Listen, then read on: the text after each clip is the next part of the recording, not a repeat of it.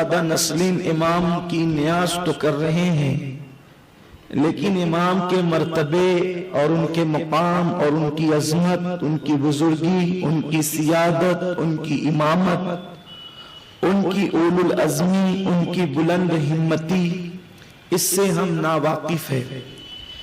اس لیے جب کوئی بہکا دیتا ہے تو لوگ بہک جاتے ہیں، لیکن اگر شخصیات کا علم ہو اور ہمیں پتہ چلے کہ ہم یہ کام کیوں کرتے ہیں تو پھر دنیا کی کوئی طاقت ہمیں بہکا نہیں سکتی۔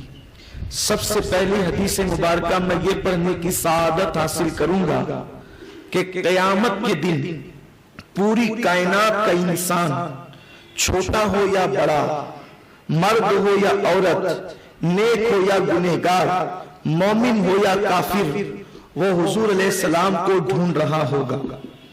اس وقت دنیا کے اندر 250 کروڑ مسلمان ہیں۔ اگر یہ 250 کروڑ مسلمان کہیں پر جمع ہو جائے تو کسی انسان کو ڈھونڈنا کتنا مشکل ہوگا۔ آپ 250 کروڑ کی بات جانے دیجئے، صرف میدان عرفات کے اندر 25-30 لاکھ لوگ جمع ہوتے ہیں۔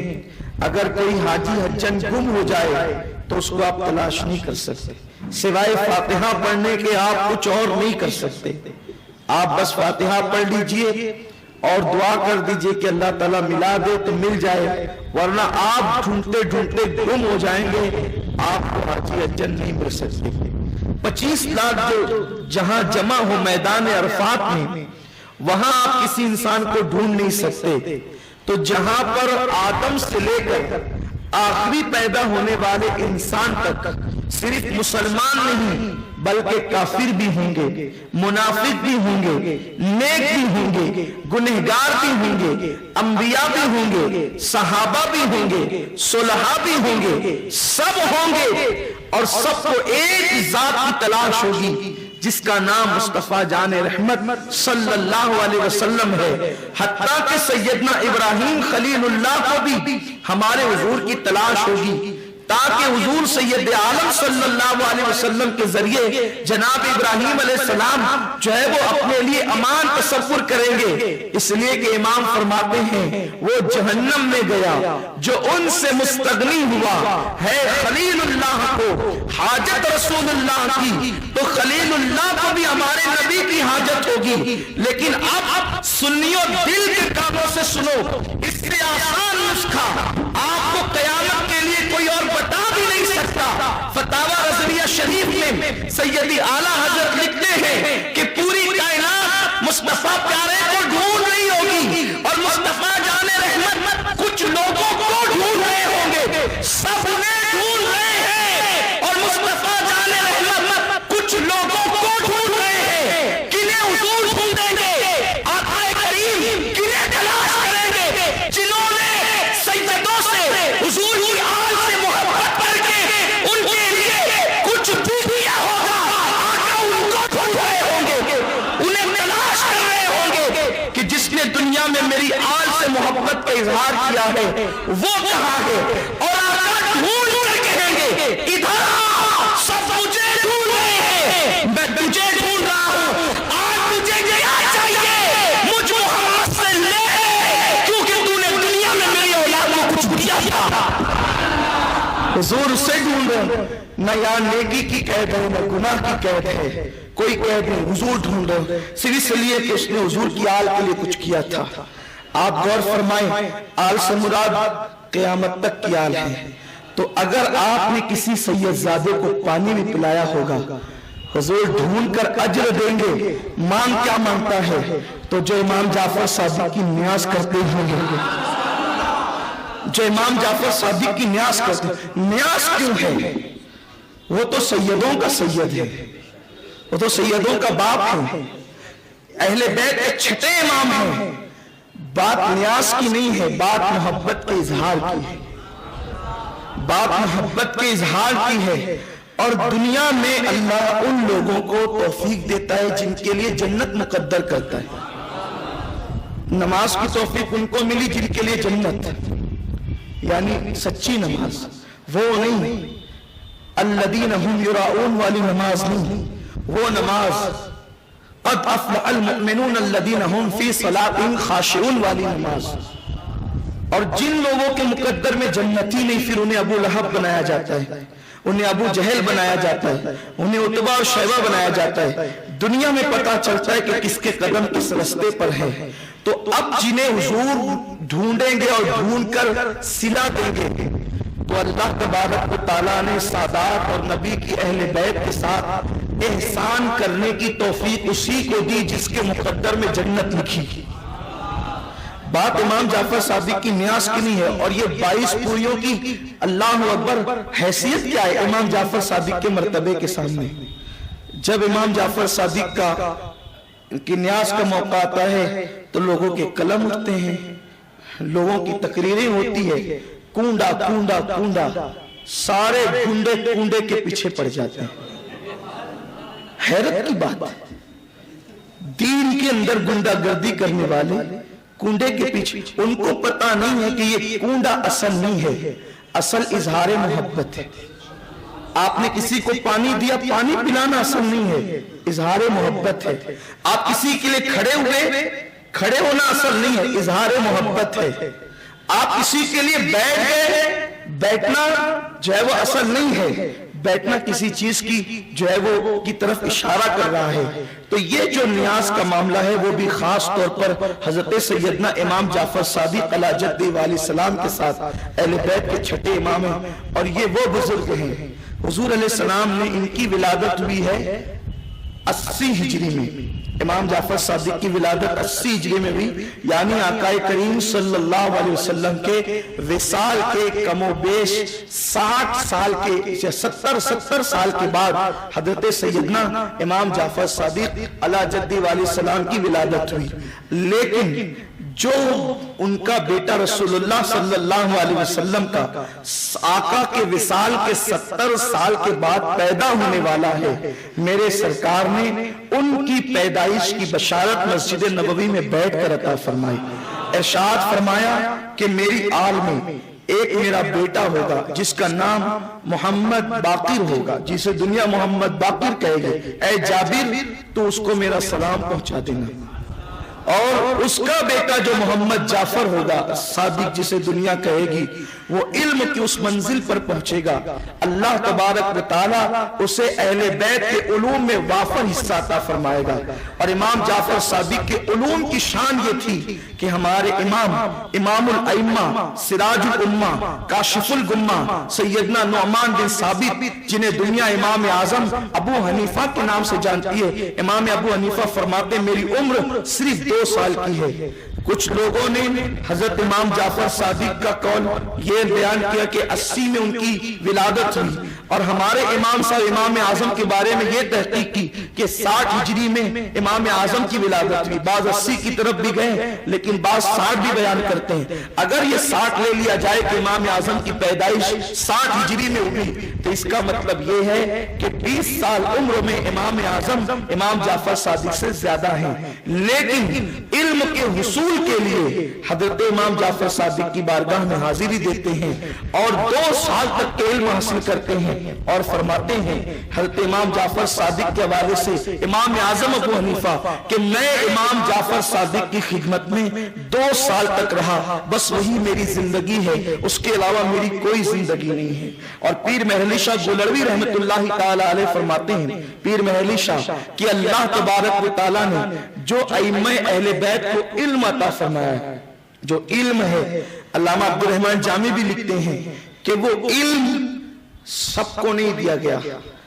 بعض علوم ایسے ہیں جو کتاب میں آ گئے اور وہ پوری دنیا میں پھیلا دیے گئے، لیکن بعض علوم صرف اہل بیت کے ساتھ خاص ہیں. اور اللہ تبارک و تعالیٰ خاندان نبوت کے لوگوں کو ہی وہ علم عطا فرماتا ہے. وہ کچھ لوگ تو ایسے ہیں جو پڑھتے ہیں تو بھی اس صحیفہ فاطمہ سے عطا کیا جاتا ہے، کیونکہ وہ تو دکھتا نہیں، نظر نہیں آتا، لیکن وہ خون کے ذریعے سے وہ علم منتقل ہوتا ہے. اس لیے پیر مہر علی شاہ گولڑوی رحمت اللہ تعالی علیہ لکھتے ہیں کہ ایک آپ نے کچھ سوالات تیار کیے اور فرمایا روئے زمین پر جو سید ہوگا بس وہی اس کا جواب دے سکے گا، کیونکہ اس کے علوم اللہ تعالیٰ صرف سادات کو عطا فرماتا ہے۔ اور حضرت امام جعفر صادق رضی اللہ تعالیٰ اہل بیت کے ائمہ میں چھٹے امام ہے، اور اللہ نے ان کو علم میں اتنا وافر حصہ عطا فرمایا کہ وہ واقعہ جو امام صاحب کے بچپنے کا ہے، آپ بچپنے میں ذہانت دیکھیں، بچپنے میں آپ کا علم دیکھیں، اس تحقیق سے کسی کو اختلاف بھی ہو سکتا ہے، لیکن لوگوں نے اس واقعے کو خوب بیان کیا، پتہ نہیں کیوں امام صاحب کا نام لوگ حذف کر گئے، یا شعوری طور پر یا لا شعوری طور پر، لکھا تو بھی نام حذف کر گئے، کہا تو بھی نام حذف کر گئے۔ بڑا مشہور واقعہ ہے، اللہ اکبر، حاتم طائی کے خاندان کا ایک فرد مدینہ منورہ بارگاہ رسالت میں حاضری دینے کے لیے آیا، اور جب وہ حاضری کے لیے آیا تو اس نے دیکھا کہ ایک چھوٹا سا بچہ ہے، میں اس بچے کو چھوٹا کیا کہوں، فرش پر عرش آ گیا۔ میرا عقیدہ تو یہ ہے، خدا کی قسم آقا کریم صلی اللہ علیہ وسلم فرماتے ہیں جس نے میری اہل بیت کے ساتھ احسان کیا وجبت لہو شفاعتی، اس پر میری شفاعت واجب ہو گئی، بلکہ یہاں تک فرماتے ہیں کہ میری اہل بیت کی محبت کے ساتھ، میری اہل بیت کی محبت کے ساتھ گناہ انسان کو نقصان نہیں پہنچا سکتا، کیونکہ اہل بیت کا محب جب دنیا سے جائے گا تو وہ توبہ کرتے ہوئے دنیا سے جائے گا۔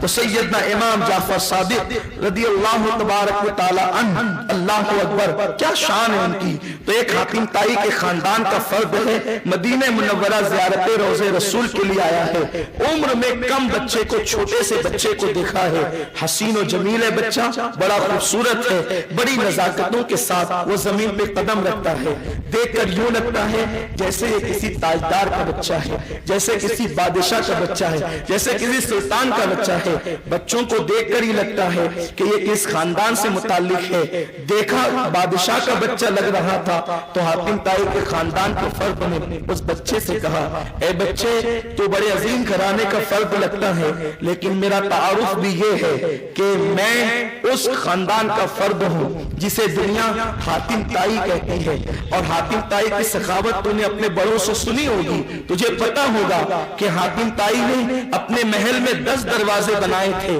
ایک دروازے سے فقیر آتا تو بھی دیتا، منگتا دوسرے دروازے سے آتا تو بھی دیتا، تیسرے سے آتا تو بھی دیتا، چوتھے سے آتا تو بھی دیتا، حتیٰ کہ ایک وقت میں وہ 10 دروازوں سے آتا تو 10 دروازوں سے جو ہے وہ میرا دادا حاتم طائی لوگوں کو دے دیا کرتا تھا، نہ نہیں کہتا۔ وہ بچہ عمر میں چھوٹا تھا لیکن اس کا قد بہت اونچا تھا، وہ کہتا ہے کہ بس یہی بات ہے تیرے دادا کی، اب ذرا میں بھی اپنا تعارف کراؤں کہ میرا نانا کون تھا۔ تیرے دادا کی یہ بخیلی اور کنجوسی کی علامت ہے، جسے تو سخاوت کہہ رہا ہے، میری نگاہ میں یہ کنجوسی ہے کہ 10 دروازے بنائے اور 10 دروازوں سے مانگنا پڑتا تھا، یعنی پہلے دروازے سے اتنا نہیں ملتا تھا کہ دوسرے سے آنا پڑے، دوسرے سے اتنا نہیں ملتا تھا تو تیسرے سے آنا پڑتا تھا، لیکن میرا نانا وہ مصطفیٰ کریم ہے اور اس کی شان یہ ہے، ایک مرتبہ تو یہاں گیا تو اتنا دے دیتا تھا کہ دینے والا بنا دیتا تھا، دوبارہ مانگنے کی ضرورت ہی نہیں پڑتی۔ میرے کریم سے گر قطرہ کسی دریا بہا دیے ہیں، دربے بہا دیے ہیں، وہ کون تھا جس نے حاتم طائی کے خاندان کے جوان کو بچپنے میں چپ کر دیا تھا؟ وہ ذات امام جعفر صادق کی ذات، ذات سیدنا امام جعفر صادق۔ یہ علم تھا بچپنے میں۔ تحقیق ہے محدثین کی کہ مالک بن دینار نام کے کوئی صحابی، کچھ کہتے ہیں صحابی نہیں بلکہ تابعی ہیں، اور ان کا مزار کیرلا میں وہاں کاسرکوٹ میں۔ اگر وہ صحابی ہیں تو ہم مانتے ہیں، تابعی ہیں تو ہی مانتے ہیں، ہم تحقیق میں الجھتے نہیں۔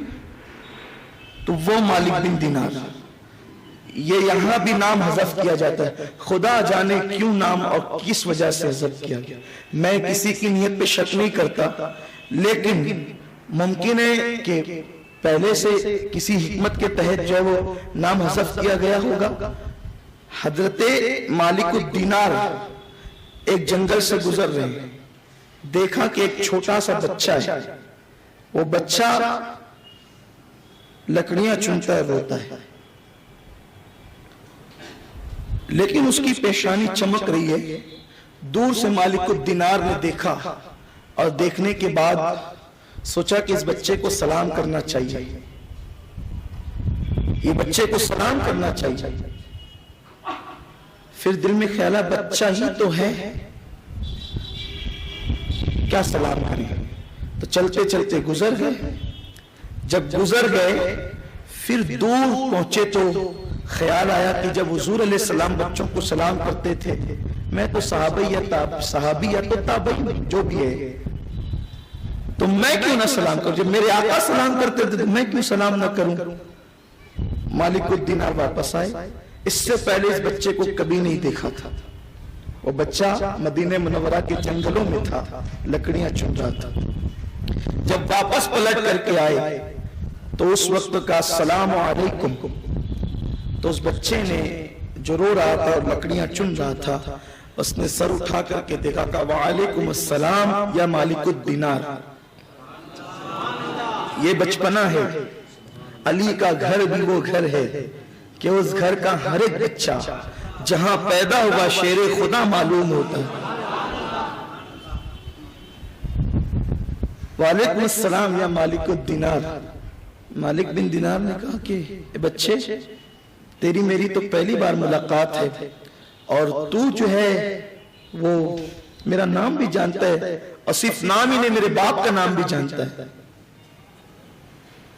तो कहा कि हाँ जानता हूं, इसलिए कि मेरी और तेरी रूह आलम अरवा में बिल्कुल आगे पीछे थी, तुम मुझे भूल गए, वो मैंने तुम्हें याद रखा है। कहा बच्चे तू तो बड़ा दानिशमंद है। दानिशमंद क्यों ना हो जिसका खानदान बाबे मदीनतुल इल्म का खानदान। तू तो बड़ा दानिशमंद है, दानिश्वर है तू, लेकिन तुझ पे जुल्म किया है तेरे माँ बाप ने कि तुझे बचपने में लकड़ियां चुनने जंगल में भेज दिया। बच्चे ने जलाल में कहा कि ऐसा मत कहना, मेरा बाप बहुत आला है, बड़ा अजीम है, और मेरी माँ भी बड़ी अजीम है। मेरे माँ बाप ने मुझ पे जुल्म नहीं किया है, मैं खुद आया हूं उनकी मदद के लिए लकड़ियां चुनने का। फिर तू रोता क्यों है। कर रोना इस पर है कि मेरी माँ जब लकड़ियां चूल्हे में डालती है तो बड़ी लकड़ियां नहीं जलती, तो छोटी छोटी लकड़ियां डाल करके आग सुलगाती है। तो मुझे डर लगता है कि जब तुम जैसे बड़ों बड़ों को जहन्नम में डाला जाएगा और आग भड़काई जाएगी, तो बड़ों को आग भड़काने के लिए कहीं हम जैसे छोटों को भी तो न डाल दिया जाए। मालिकुद्दीनार की आंख में आंसू आ गए। कहा बच्चे तू तो बहुत ज्यादा दानिशमंदी की बात करता है, ये बता मुझे तुझसे कुछ सवाल पूछने हैं। उसमें से एक सवाल ये जिसका जवाब मुझे कहीं नहीं मिला कि नफ्स और दिल में फर्क क्या है। दिल किसे कहते हैं और नफ्स किसे कहते हैं। आप कहते हैं ना, एक दिल कहता है पिक्चर में जाऊं, एक दिल कहता है नहीं जाऊं। दूसरा दिल नहीं है, दिल एक ही है। एक दिल कहता है किसी से लड़ूं, दूसरा दिल कहता है न लड़ूं। तो दिल एक ही है, तो दूसरा दिल कहां से आया। तो एक दिल है, एक नफ्स है। अब ये मालूम करना है कि दिल क्या है और नफ्स क्या है। दिल कभी इंसान को बुराई का हुक्म नहीं दे सकता, बुराई का हुक्म हमेशा इंसान को नफ्स देता है। तो मालिक, और जो अपने नफ्स को पहचान ले, मन अरफ़ नफ्सा फ़क़त अरफ़ रब्बा, जिसने अपने नफ्स को पहचान लिया उसने अल्लाह को पहचान लिया। नफ्स की मार्फत खुदा की मार्फत। इसी को उन्होंने पूछा कि नफ्स और दिल में, कल्ब में फर्क क्या है। मुझे बहुत ढूंढा, मैं बहुतों के पास पहुंचा, लेकिन मुझे किसी ने जवाब नहीं।